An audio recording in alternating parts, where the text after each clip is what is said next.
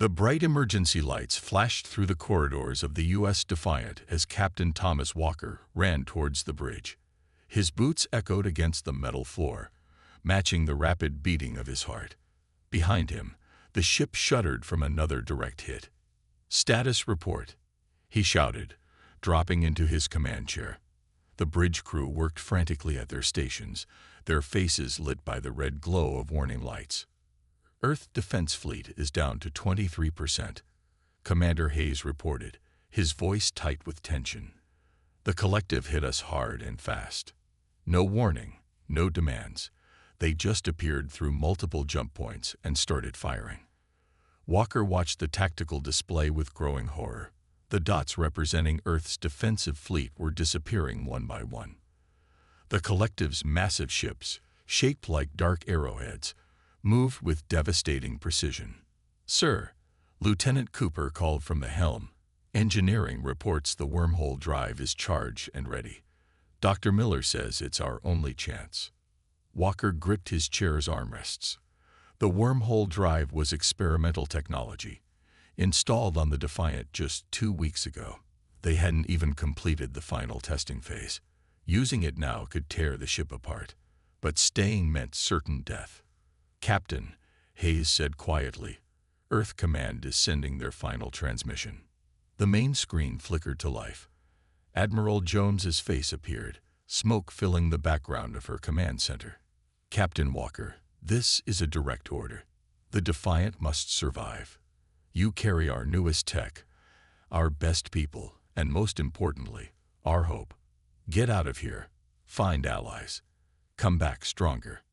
"Admiral, we can't just..." Walker started to protest. "The bunkers are sealed. Our people will survive underground.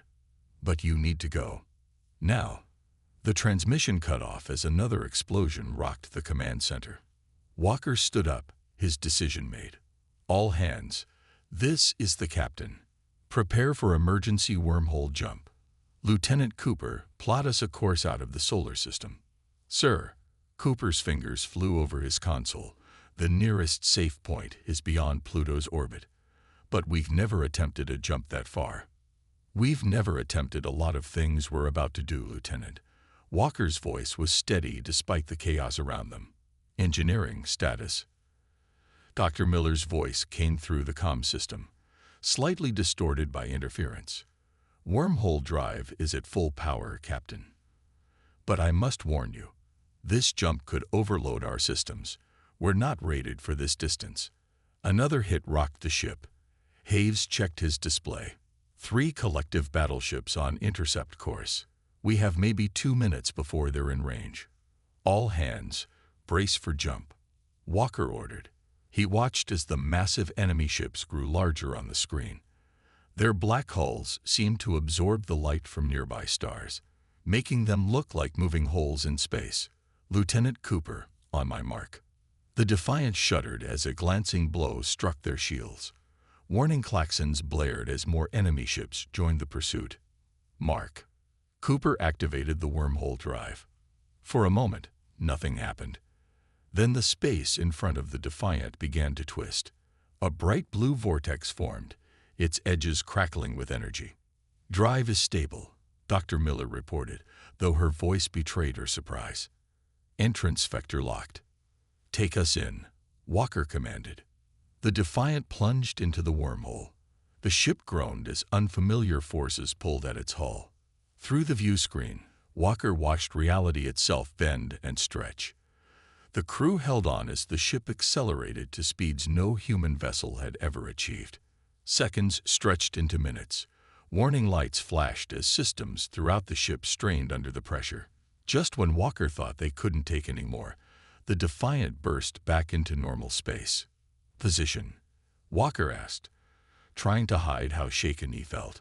Cooper checked his instruments. We did it, sir. We're beyond Pluto's orbit. No sign of pursuit." The bridge crew let out a collective breath. They had escaped, but at what cost? Through the main viewport, Earth's sun was now just another distant star. Commander Hayes stepped closer to Walker's chair. "Orders, sir." Walker stared at the starfield before them. They were alone now, carrying the hopes of humanity on their shoulders. Begin damage assessment. Then plot a course to the nearest uninhabited system. We need repairs, and we need a plan. The U.S. Defiant, last hope of humanity, disappeared into the darkness of space, leaving behind a changed solar system and carrying with it the seeds of a revolution none of its crew could yet imagine. The U.S. Defiant drifted silently among the asteroids. Its dark hull blended with the shadows of the massive rocks around it, making the ship almost invisible to passing sensors. Inside, the crew worked tirelessly to repair the damage from their desperate escape. Captain Walker stood in engineering, watching Dr. Miller work on the wormhole drive. Sparks flew from her repair tools as she adjusted the complex machinery. "How bad is it?" he asked. Miller wiped sweat from her forehead. "The good news is the drive didn't explode. The bad news is we burned out half the power relays. We're lucky we had spare parts." Commander Hayes entered engineering, holding a data tablet. "Captain, you need to see this. Our communication array picked up something interesting while we were running silent." Walker followed Hayes to a quiet corner. The screen showed intercepted messages between collective ships. As they read, their eyes widened. "This can't be right," Walker muttered. "Play the full recording." Hayes activated the tablet speaker. Alien voices, translated by the ship's computer, filled the air. "The attack on Earth was not approved by all members," one voice said. "The High Council ignored our protests. The humans' wormhole technology frightens them," another replied. "They fear humans will discover the truth about the collective's origins." Silence. "These channels may be monitored. The official story is all that matters now." Walker looked at Hayes. "Make copies of this. Then get our best analysts working on it. I want to know everything about these dissenting voices." Over the next few days, more transmissions were intercepted. The crew discovered that several alien species had opposed the attack on Earth, but their representatives had been threatened into silence. The collective's leadership feared human innovation, especially the wormhole drive technology. Dr. Miller called an emergency meeting in the ship's conference room. The senior staff gathered around as she displayed her findings on the main screen. "Our wormhole drive isn't just advanced," she explained, pointing to complex diagrams. "It's completely different from how the collective travels through space. Their jump drives are powerful but leave energy trails. Our technology is more efficient and nearly impossible to track." "That's why they attacked without warning," Hayes realized. "They're afraid we'll share this technology with other species." Lieutenant Cooper spoke up from his seat. "I've been analyzing their ship movements. The collective maintains power through controlled transportation routes. Our drive technology could break their monopoly on fast space travel."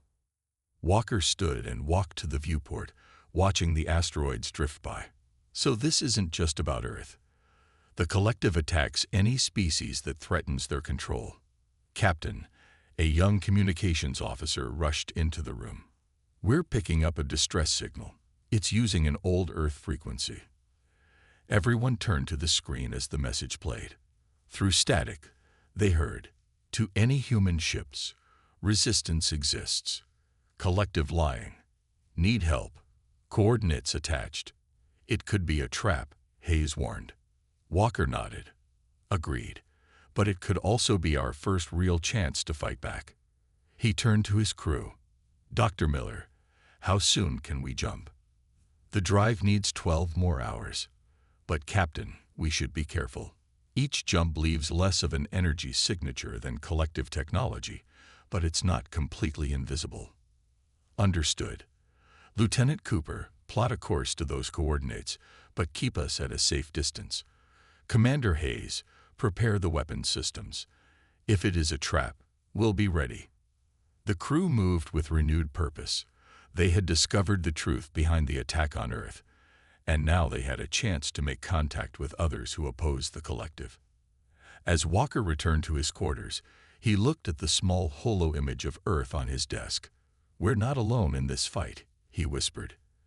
"And that changes everything." In the darkness of space, the Defiant prepared for its next move.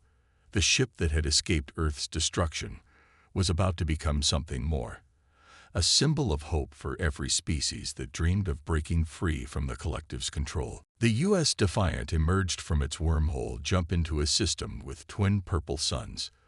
The distress signal had led them here, to the edge of known space.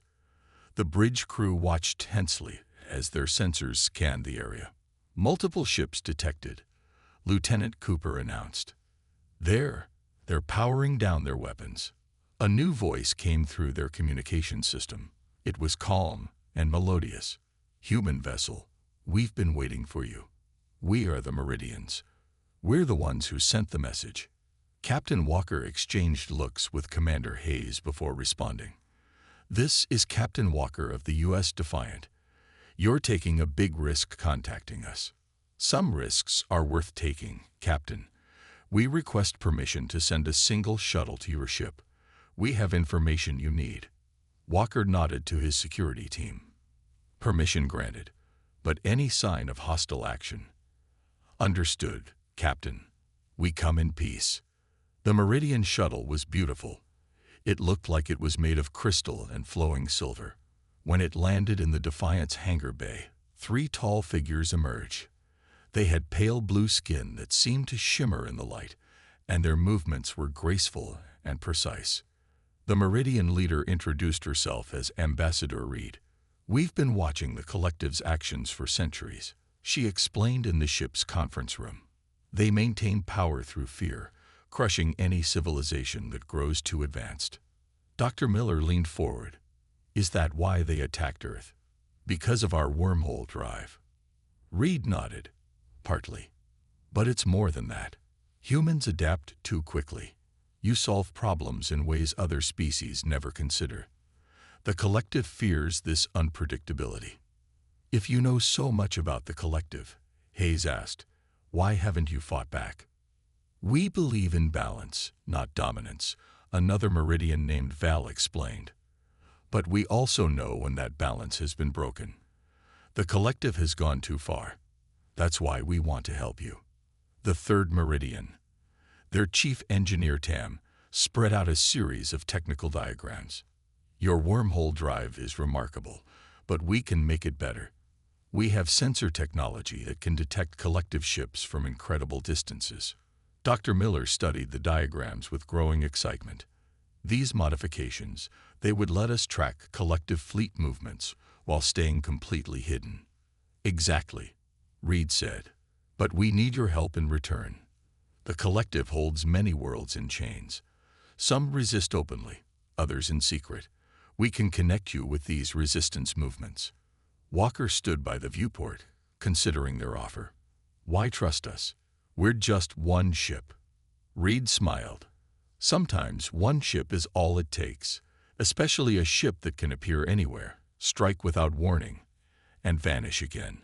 You could be the symbol these oppressed worlds need. Over the next few days, the Meridians worked with the Defiant's crew. Their engineers helped install the new sensor systems, while their tacticians shared detailed information about collective patrol routes and weaknesses. This is incredible, Cooper said, testing the new systems. I can see collective ships 3 sectors away, but they can't detect us at all.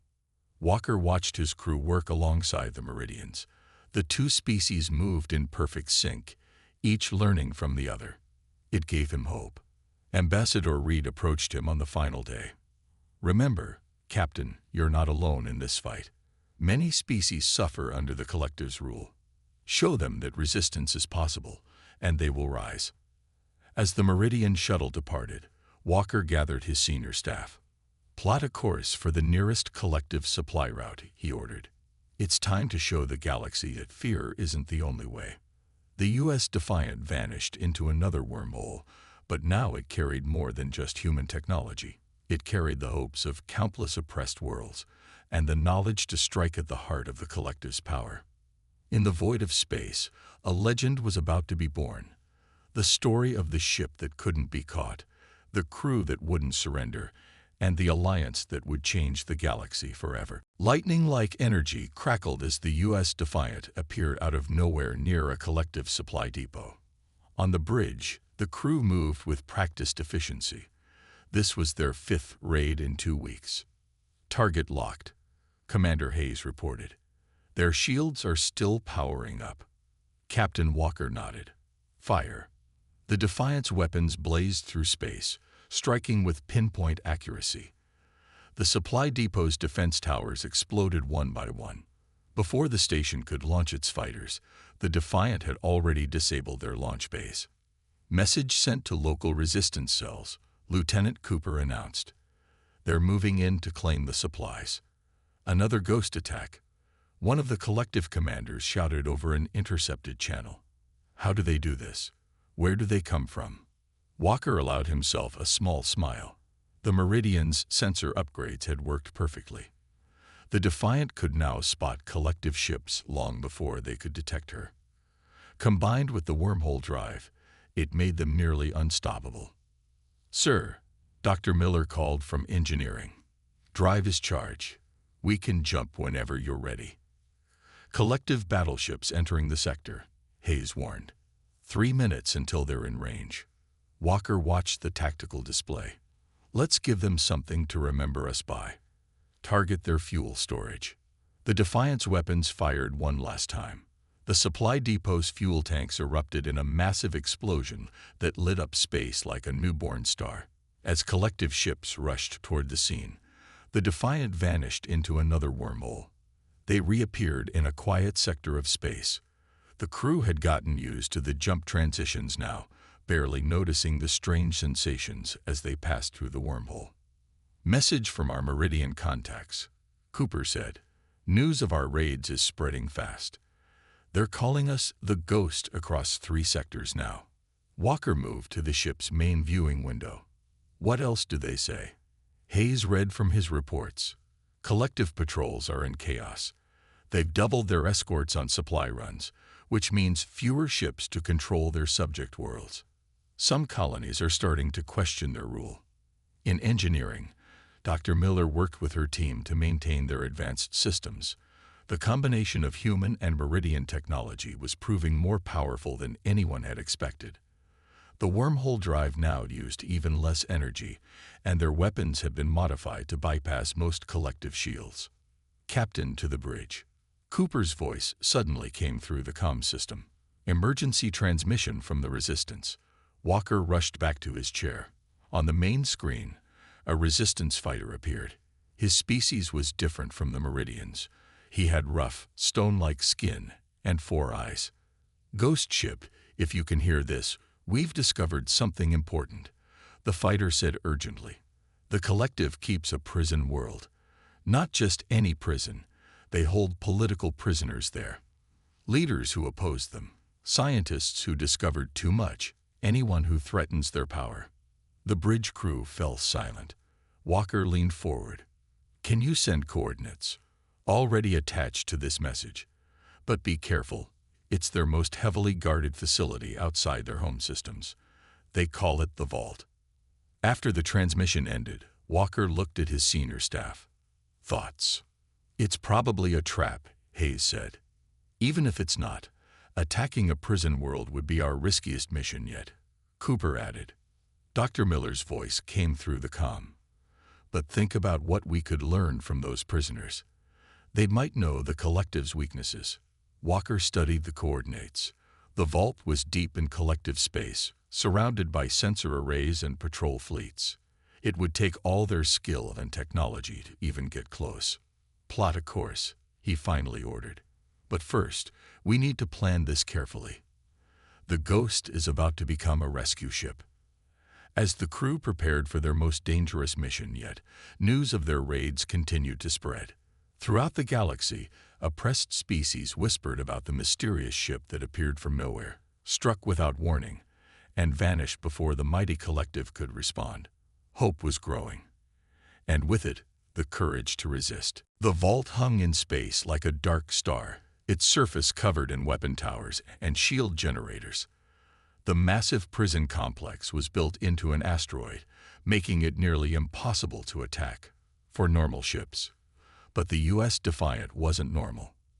"Meridian sensor cloak is holding," Lieutenant Cooper reported from his station. Their patrol ships are passing right by us. Captain Walker studied the prison's defenses. They had spent 3 days hidden near the vault, watching guard rotations and scanning for weaknesses. Now it was time to act. Dr. Miller, status of the modified wormhole drive. Ready, Captain, she replied from engineering.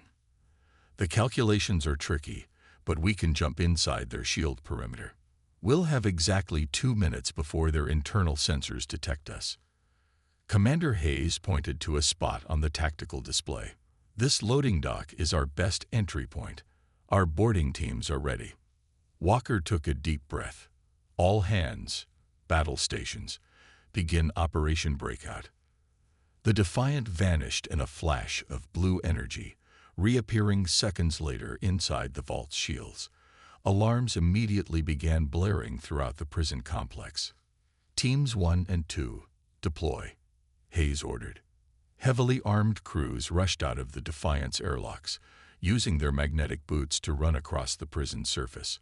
The guard towers, designed to stop attacks from far away, couldn't aim properly at targets so close.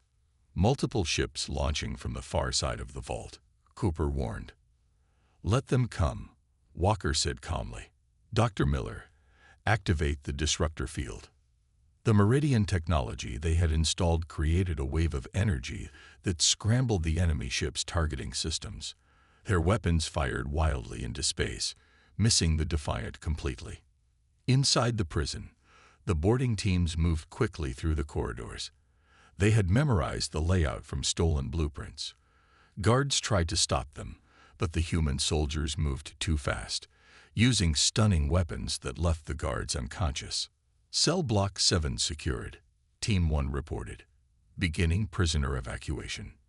The rescued prisoners were a mix of different alien species. Some were political leaders who had opposed the collective.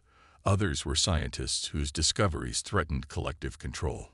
All of them looked at their human rescuers with amazement. More ships entering the system, Cooper announced. 5 minutes until they're in range. Team 2 here. We've reached the central database. Downloading all files now. Walker watched as the rescue operation continued.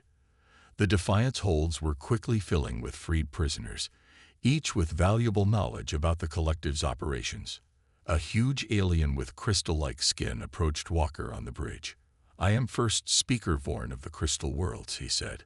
My people refused to join the collective's attack on Earth. They imprisoned me to silence our objection. First Speaker, Walker nodded respectfully. We'll get you home soon. Captain, Dr. Miller's voice was urgent. The vault's reactor is becoming unstable. The guards must have initiated a self-destruct sequence. All teams, back to the ship now. Walker ordered. Prepare for emergency jump. The boarding teams rushed back, helping prisoners move as fast as possible. Enemy ships were getting closer, their weapons beginning to strike the vault's outer shields. Teams are aboard, Hayes reported. All accounted for. Jump drive ready, Cooper added. Walker looked at the approaching enemy fleet. Let them see this. Let them all see what happens when people stand together against fear. The Defiant disappeared into a wormhole just as the vault's reactor exploded. The massive prison complex broke apart, its debris taking several collective ships with it. They reappeared in safe space, far from pursuit. The ship was crowded with rescued prisoners, but no one complained about the tight quarters. These were not just prisoners anymore. They were allies in the fight against the collective. First Speaker Vorn stood on the bridge, watching the stars. The collective thought they could keep us divided through fear, he said. But you humans have shown us a better way. You've shown us that even their strongest prison cannot hold the spirit of freedom. Walker looked at his crew, then at their new allies. The ghost ship had just become something more.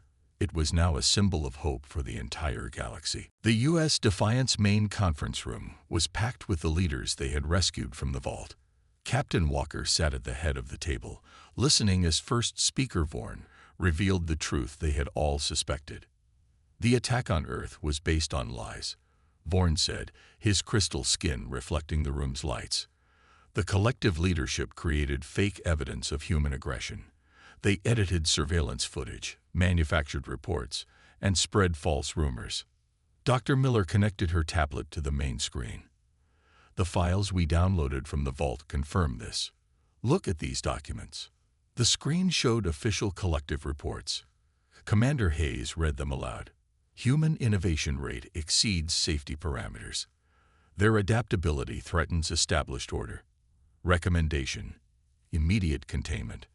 They feared us because we think differently, Walker said quietly.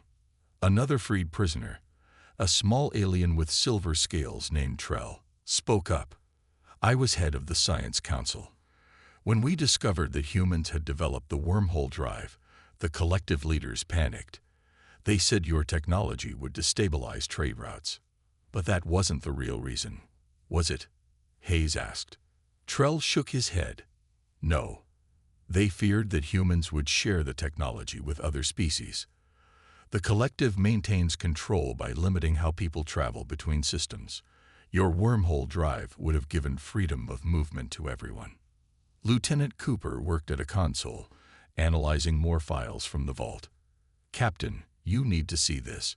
It's a secret recording of the collective high command meeting where they planned the attack.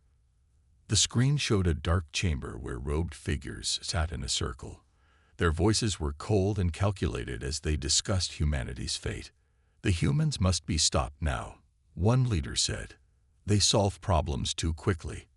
They share knowledge too freely. If we wait, other species will start thinking like them. Their destruction will serve as a warning to others. Another added, no species must be allowed to develop beyond our control. The room fell silent as the recording ended. Walker stood and walked to the viewport, looking at the stars. How many other civilizations have they destroyed? How many species have they kept in chains through lies and fear? First Speaker Vorn approached him. Not destroy, Captain. Earth still lives. Your people survive. And now, with these proofs of the collective's deception, we can break their power forever. Dr. Miller suddenly straightened in her chair. Captain, I have an idea. The Meridian sensors we installed, we can use them to hack into the collective's communication network. We can broadcast the truth to every world, every ship, every colony in their empire. They'll try to block the transmission, Hayes warned. Not if we use their own relay stations, Cooper said, catching on to Miller's plan. We can jump from point to point, sending the message through their entire network before they can shut it down. Walker turned back to the room full of allies. We'll need help. Each of you knows part of the collective's network. Together, we can create a broadcast they can't stop. They worked through the night, combining their knowledge. The freed prisoners provided access codes. Dr. Miller and her team prepared the transmission. The Defiant would need to make 12 precise jumps to cover the entire collective network. Message prepared, Miller reported. We've included the meeting recording, the false evidence files, and testimony from our allies. The truth about Earth, about the wormhole drive, about everything, Vorn added. No more shadows, no more fear. Walker looked at his crew, at their new allies, at the stars that had once seemed so hostile. Begin transmission. It's time for the galaxy to know the truth. The Defiant vanished into its first jump point, carrying a message that would shatter the foundations of the collective's power. The Great Deception was about to end, and a new chapter in galactic history was about to begin. The U.S. Defiant led a fleet of 500 ships through its final wormhole jump. Earth's sun grew larger in their view screens, a sight that brought tears to many eyes on the bridge. After 6 months of fighting, they were finally home. Multiple contacts ahead, Lieutenant Cooper reported, but his voice was calm. Collective ships, they're retreating. Captain Walker watched as the enemy vessels fled. Their broadcast had worked better than anyone had expected.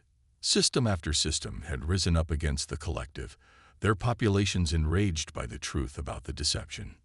Message from Earth Defense Command, Commander Hayes announced. His hands trembled as he opened the channel. A familiar face appeared on the main screen. Admiral Jones, alive and determined. Welcome home, Ghost Ship, or should I say, welcome home to you all. The fleet behind the Defiant was a remarkable sight. Ships of every size and design, crewed by species from across the galaxy. All had joined them after the truth about the collective was revealed. Earth survived underground, just as planned, Jones continued. We've been rebuilding. And now, with your return and these allies, we can finally emerge fully.